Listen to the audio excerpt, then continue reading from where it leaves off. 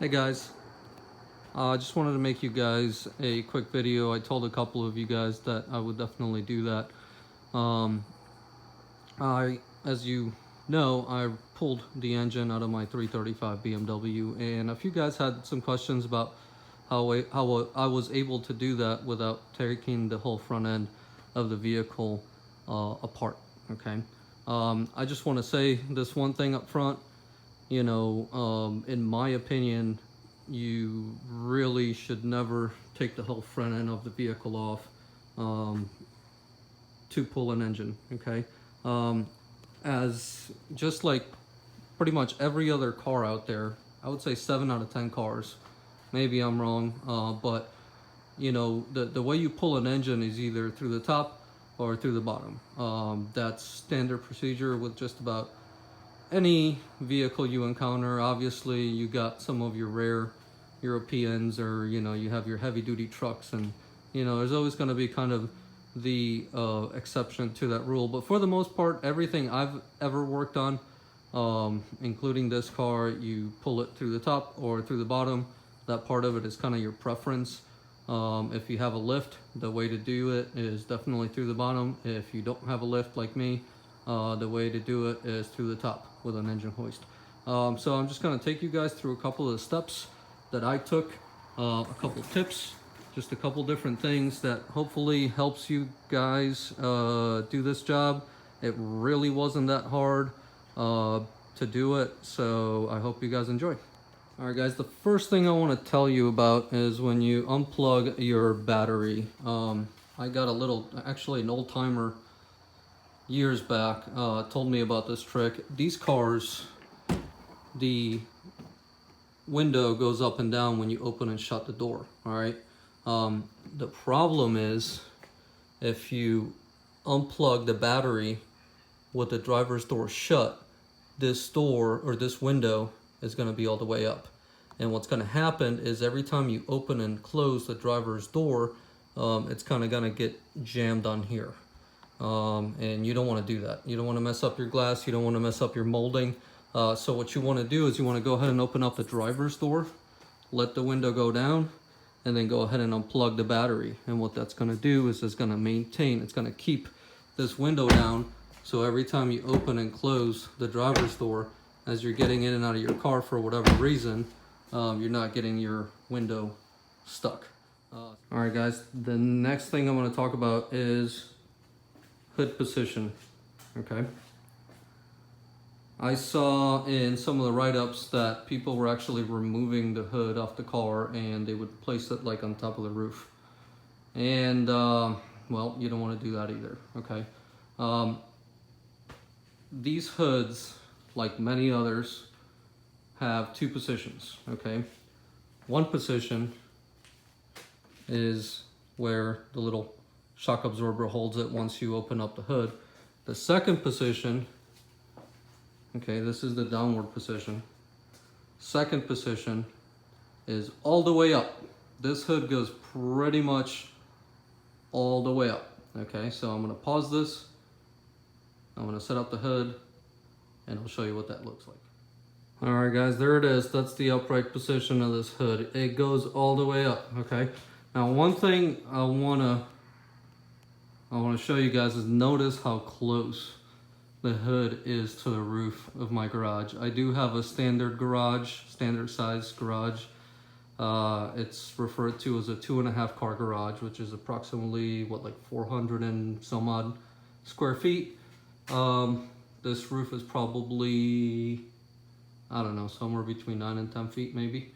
And and it fits fine. And I have my car up pretty high. The hood totally goes up.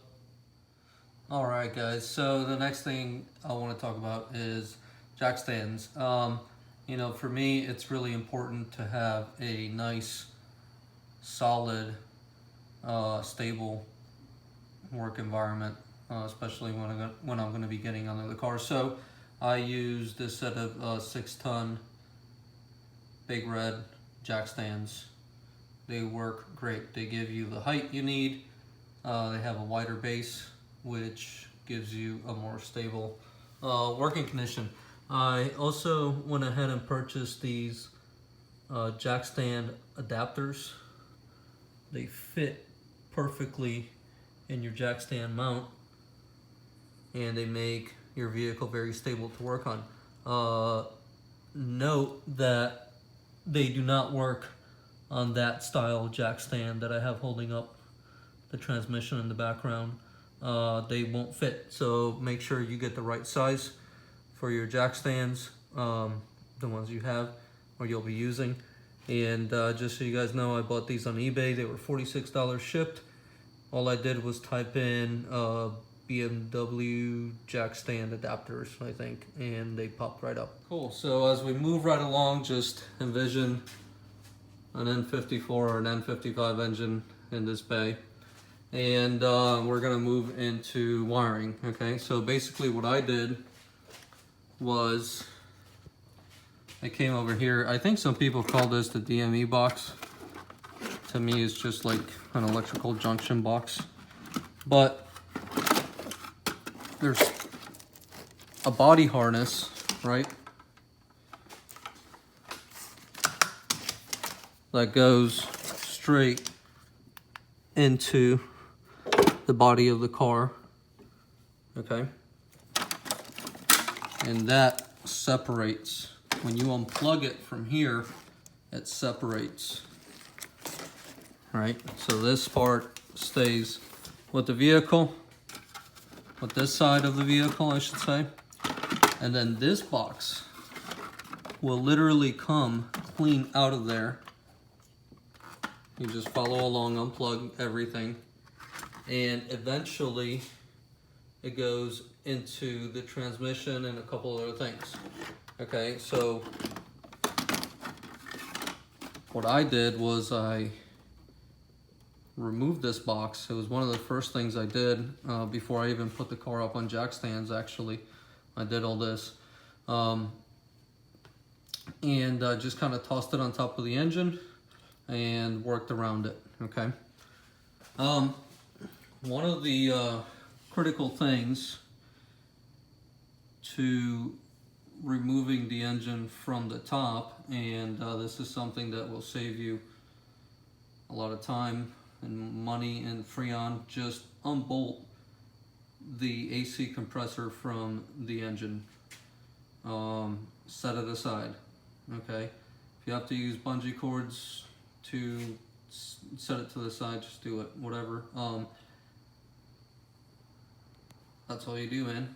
In this case, it was what, 3 bolts, if I'm not mistaken, and I didn't really even have to work around it. As I kept progressing through removing the engine, it didn't get in the way at all.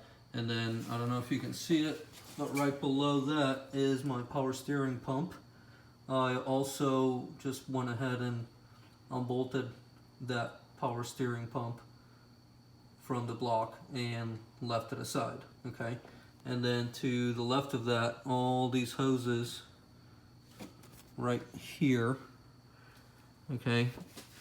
That all goes to your water pump and thermostat. And I did remove the water pump and thermostat off the engine. I just went ahead and I did that.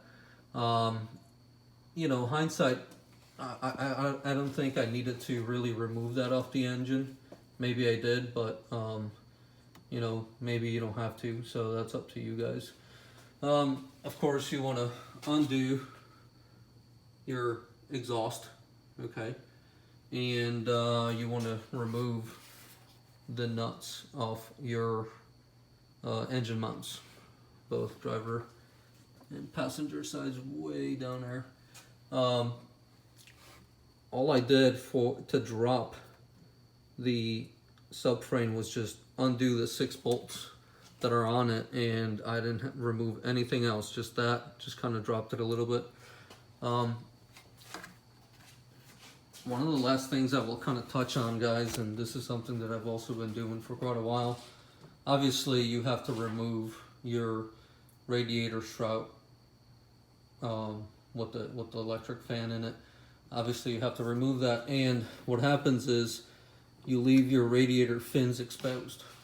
We've all seen the damaged radiator fins on other cars that you may have owned, and basically, you know, you don't want to do that, because what happens is you're restricting the amount of air that can physically go through that radiator. Every time you work on your car and that's not protected, and you're bumping up against it, or like you got all these hoses that could be, you know, you got AC hoses, you got the hoses for the oil cooler, you know, all that stuff, it'll bump into it, and every time it does, it's going to bend one of those fins. So I just went ahead and put some cardboard on it. You know, I cut out a piece of cardboard, taped it on there. That way, you know, as I'm pulling the engine, you know, you don't damage your radiator. Also, saves your knuckles. Anybody that's ever rubbed up their hands, like their knuckles against the one end of the radiator, they will slice you up really quickly, because those little fins are razor sharp. Bell housing bolts. You know, it was fairly easy, but it did give me, you know, you got to be able to reach. So, you know, for those of you that have like big old hands, you're probably gonna have a hard time with this one. You know, I used a wrench. I probably shouldn't have done this, but let me show you guys. For those bell housing bolts that are like towards the top, the ones basically, those two, hard to tell right now, but basically the ones from the top, they were tough to get at, you know, so I used a 9/16 wrench, this side of it, to get them. I don't like doing that. I obviously I have the right size, you know, I have the right size Torx bit for that, but it just didn't fit with the ratchet.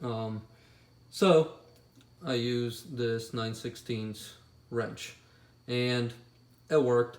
It was snug. It was really snug getting this wrench on there. You have to really kind of work it in there, but it makes it a lot easier to get it in there and to loosen them up and do what you got to do. So that's what I did. To support the transmission, I just used jack stands with 2x4s on top of them, and that worked out pretty well. Also, guys, when you're removing the bell housing bolts, just be careful. Make sure that engine, everything is supported, right? Make sure you have your you know, a support system in place for that, for your transmission, because your engine holds up that end of the transmission. And once you loosen everything up, or once you can move your engine up and down, if you don't have your bell housing bolts in there, you're going to start to separate the engine and the transmission. So make sure that everything is, you know, supported the way it needs to. Okay. All right, guys. And lastly, we're going to talk about, or I want to talk about the type of engine hoist that I used. Some people ask me if the Harbor Freight one would give them the height they need, and you know, my answer to that is yes. I believe the middle of the row engine hoist is the one that is very similar to this one. It's almost identical. I couldn't tell a difference. I've had this one for a while, but this is Power Lift Hydraulics, and it bends in the middle here for storage purposes, and most importantly, you see the boom here, it extends. Now most of them will do that, but the ones that I think will give you the height that you're looking for, almost all of them seem to have this extra support up here, and I'm assuming that's because the boom is able to extend more, which is ultimately what's actually going to give you the height that you need. This will touch my ceiling. That's how high this goes. I'm going to show you guys here in just a moment, okay? And there you have it, guys.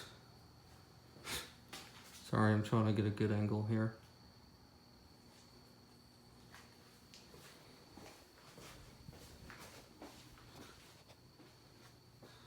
That's plenty of height to pull an engine out. Even as high as I have this car jacked up right now, that will definitely do it. So I hope you guys enjoyed some of this. I imagine some of this might be knowledge to a lot of you guys, just general knowledge, but it's probably also something new for a lot of people, and I hope it helps you guys, you know, with your project. If you have any questions, just comment below and I don't know, I'll answer them for you. Thank you guys, hope you enjoyed these videos.